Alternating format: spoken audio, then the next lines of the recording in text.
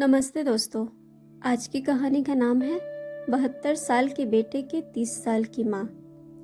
आशा है आप सबको कहानी बहुत पसंद आएगी। आइए सुनते हैं कहानी। 72 वर्षीय जगमोहन जी जब गंभीर रूप से बीमार हो गए तो विदेश में रह रहे बेटा बहू अपनी व्यस्तताओं के कारण उनकी देखभाल हेतु उनके न चाहते हुए भी एक नर्स का अख्तियार कर दिया। नर्स रीमा 30 साल की सुशील और स्नेही महिला थी। वह प्रतिदिन सुबह 7 बजे आती और शाम को 7 बजे जाती थी। पति ने कुछ साल पहले ही सड़क दुर्घटना में उसका साथ छोड़ दिया था।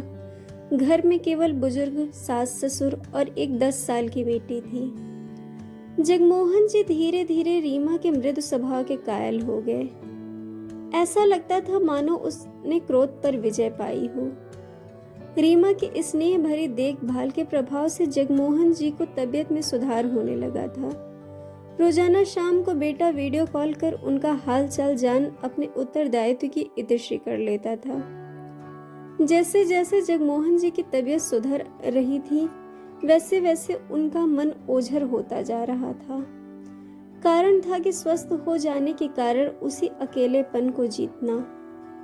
पिछले 1 महीने से रीमा ऐसी हिल मिल गई थी जैसे उनकी अपनी ही बेटी हो।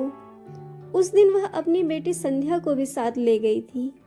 उसकी प्यारी प्यारी भोली बातों से रविवार का दिन बड़ी सुकून से बीतता था।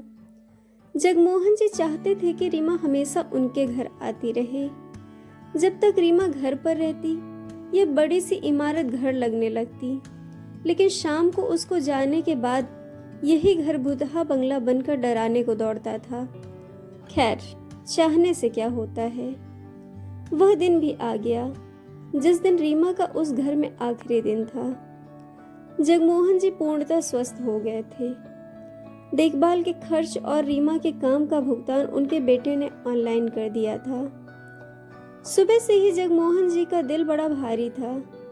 ऐसा महसूस हो रहा था जैसे अपनी बेटी को विदा कर रहे हों। उस दिन रविवार था, सो संध्या भी साथ थी।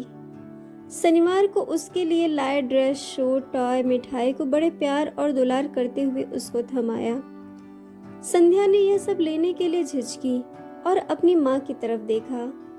माँ के इशारे की इजाजत मिलते ही उसने वह सब लपक कर अपनी छोटी सी गोद में समेट ली।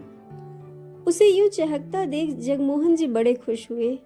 फिर रीमा की ओर देखकर एक थैला उसके हाथों में भी थमा दिया। इसमें क्या है अंकल जी? रीमा ने अपनी उसी चिर परिचित कोमल आवाज में पूछा।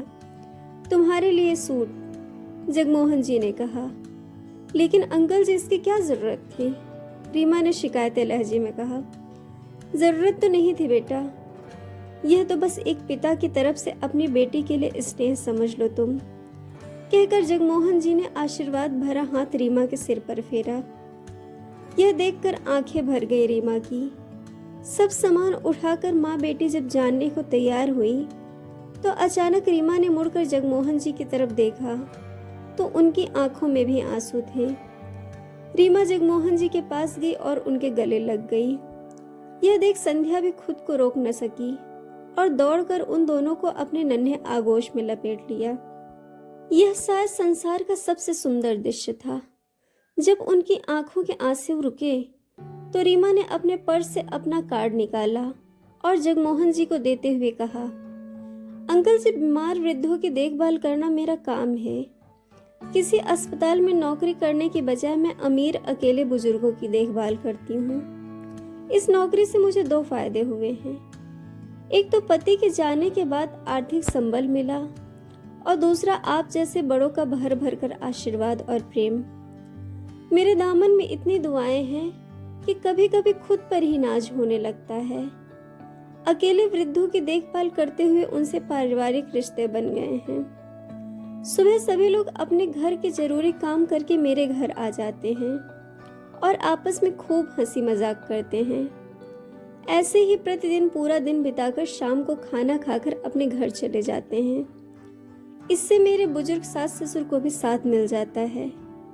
सुबह मेरी ड्यूटी और संध्या के स्कूल जाने के बाद वह अकेले ही रह जाते हैं। इस तरह अकेले बुजुर्ग आपस में अपने सुख दुख साथ कर अपना परिवार बनाए हुए हैं। क्या आप भी इस परिवार का हिस्सा बनना चाहेंगे? जगमोहन जी ने कार्ड हाथ में लिया और रीमा को जी भर आशीर्वाद देते हुए बोले, हाँ मेरी माँ, हम भी जरूर बनेंगे आपके परिवार का हिस्सा। जरूर कहते कहते जगमोहन जी का गला रूंध आया। तुम्हारे नहीं, हमारे परिवार का हिस्सा बोलो दद्दू। और माँ तो रोजाना शाम को जाती है, लेकिन मैं जल्दी आ जाती हूँ और अटेंडेंस मैं ही लेती हूँ सबकी। संध्या की इस बाल सुलभ बात ने तीनों के चेहरे पर प्यार भरी मुस्कान ला दी। ये शायद दुनिया का सबसे सुंदर पल था। सच ही है, कुछ प्रेम और अपनेपन से अधूरे लोग अपने स्नेह से एक दूसरे के जीवन को प्यार और खुशियों से भर देते हैं। दोस्तों, आपको कहानी कैसी लगी यह हमें कमेंट करके जरूर बताइएगा और चैनल को सब्सक्राइब, वीडियो को लाइक और शेयर करना बिल्कुल मत भूलिएगा। वीडियो देखने के लिए आप सबका बहुत बहुत धन्यवाद। जल्द ही मिलेंगे एक और नई कहानी के साथ।